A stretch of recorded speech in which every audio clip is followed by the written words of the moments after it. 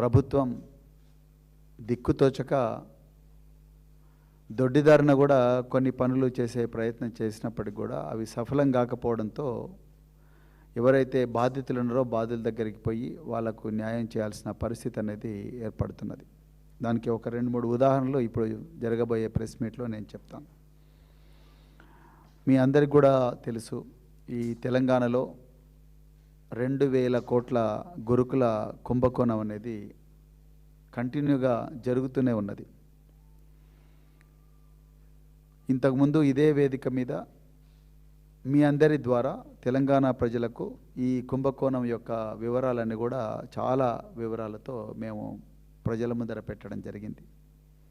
దీనికి ముందు గౌరవ ముఖ్యమంత్రి గారు అసలు కుంభకోణమే లేదు, కేవలం మేము 687 కోట్ల కాంట్రాక్టులు మాత్రమే ఇచ్చాము, కానీ మతి లేకుండా హరీష్ రావు గారు, ప్రవీణ్ కుమార్ వీళ్ళందరూ కూడా మాట్లాడుతున్నారు.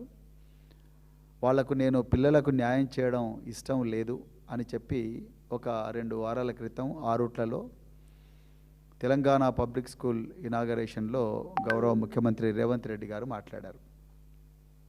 అంతకన్నా ముందు మరి లక్ష్మణ్ కుమార్ గారిని, పాపం అజరుద్దీన్ గారిని పంపించి వాళ్ళతో కూడా ఇదే మాటే వాళ్ళే వేయించారు, వాళ్ళకి స్క్రిప్ట్ ఇచ్చి. అక్కడ కూడా వాళ్ళతో ఏం చెప్పారు, మేము పిల్లలకు న్యాయం చేయాలని ప్రయత్నం చేస్తున్నాం, మేము కాస్మెటిక్ ఛార్జీలు పెంచాం, అవి పెంచాం, ఇవి పెంచాం, ఇప్పుడు బీఆర్ఎస్ వాళ్ళకి ఇష్టం లేదని చెప్పేసి అసలు పిల్లలకు రావాల్సిన న్యాయమైన వస్తువులు మేము అందిస్తుంటే మీరు కక్ష కట్టి వాళ్ళకు రాకుండా చేస్తున్నారు అని చెప్పి మా మీదనే దుమ్మెత్తిపోయే ప్రయత్నం చేశారు. కానీ తెలంగాణ ప్రజలకు నిజాలు చెప్పాల్సిన బాధ్యత భారత రాష్ట్ర సమితి మీద ఉంది. ఇక ఇప్పటికీ స్కూలు స్టార్ట్ అయ్యి దాదాపుగా ఇంటర్మీడియట్ కాలేజీలు స్టార్ట్ అయ్యి దాదాపుగా 26 రోజులు అవుతుంది. మరి పాఠశాలలు స్టార్ట్ అయ్యి 10 రోజులు అవుతుంది. ఇంతవరకు పిల్లలకు పాఠ్య పుస్తకాలు కొన్ని చోట్ల నోటు పుస్తకాలు తప్ప చాలా చోట్ల కూడా యూనిఫామ్ కానీ, అదేవిధంగా మరి పీటీ డ్రెస్సులు కానీ, నైట్ డ్రెస్సులు కానీ, బెడ్షీట్స్ కానీ, టవల్స్ కానీ, కార్పెట్స్ కానీ ఏవి రాలేదు. ట్రంక్ బాక్సులు, పిల్లలు తమ వస్తువులు, తమ బట్టలు, అదేవిధంగా నోటు పుస్తకాలు కానీ, విలువైన వస్తువులు, తల్లిదండ్రులు ఇచ్చిన విలువైన వస్తువులు పెట్టుకోవడానికి ట్రంక్ బాక్సులు కానీ, అదేవిధంగా పుస్తకాలు మోసుకొని పోవడానికి ఇవ్వవలసిన స్కూల్ బ్యాగ్స్ కానీ, ఆటలు ఆడుకునేటప్పుడు వేసుకోవాల్సిన సాక్స్ మరియు బూట్లు కానీ, అదేవిధంగా ఫుడ్ ప్రొవిజన్స్, యూనిఫాము ఇవన్నీ ఇంకా అవ్వలేదు.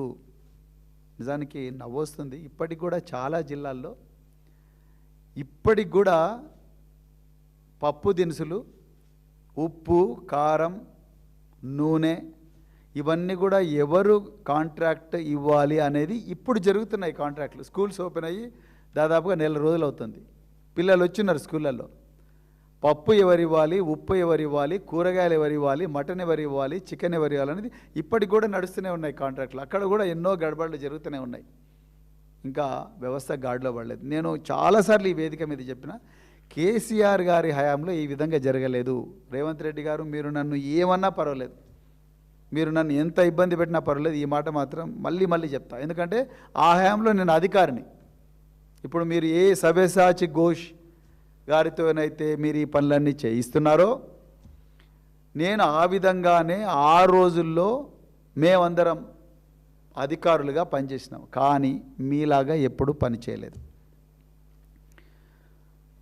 అప్పట్లో ఏప్రిల్ నెలలోనో, మార్చి నెల లేదా ఏప్రిల్ నెలలోనో, జనవరి, ఫిబ్రవరి, మార్చి లోపల రాబోయే విద్యా సంవత్సరానికి ముందరనే ప్లాన్ చేసుకునే వాళ్ళం.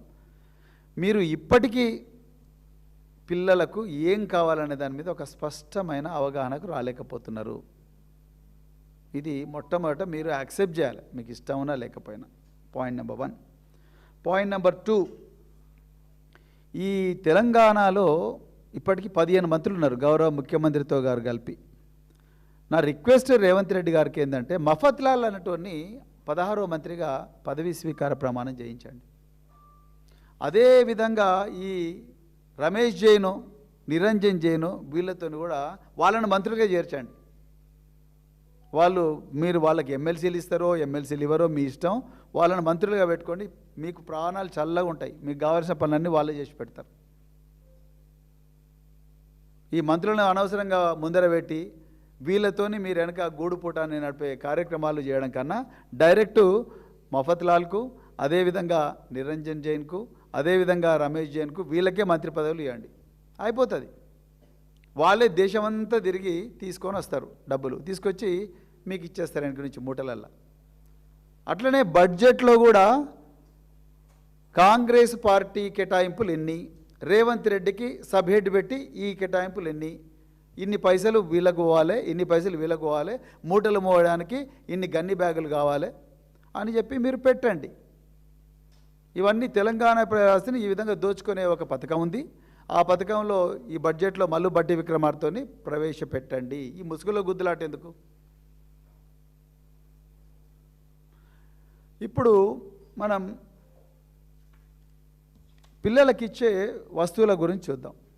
ట్రంక్ బాక్సెస్, యుటెన్సిల్స్, ఇది గతంలో కొన్ని గురుకుల పాఠశాలలు ఇచ్చేవాళ్ళు. ఇప్పుడు రేవంత్ రెడ్డి గారు విద్యాశాఖ మంత్రి, సంక్షేమ శాఖ మంత్రిగా ఉన్నప్పుడు ఆయన అన్ని శాఖలు కూడా ఒకటే ప్రాజెక్ట్ మానిటరింగ్ యూనిట్కి తీసుకొచ్చాడు.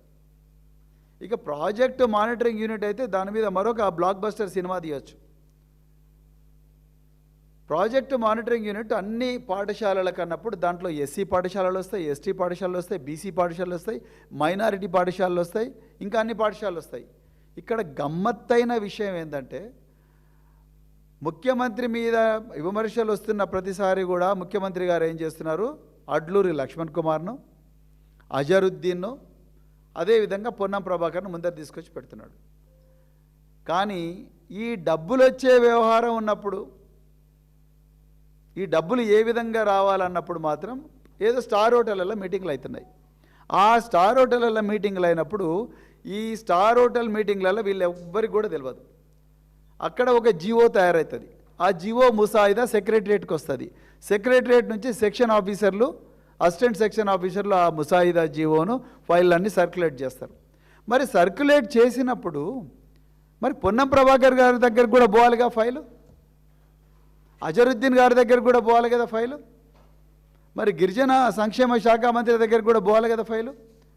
కేవలం మీకు ఇష్టమైన అధికారులకు వాళ్ళని ఫైల్ స్టార్ట్ చేయమని చెప్పి ఆ ఫైలును డైరెక్ట్గా ముఖ్యమంత్రికి ఇచ్చేసి ముఖ్యమంత్రితో సైన్ చేయించి రోబస్ట్ జీవో ఒకటి తీసేయించి పెట్టేశారు.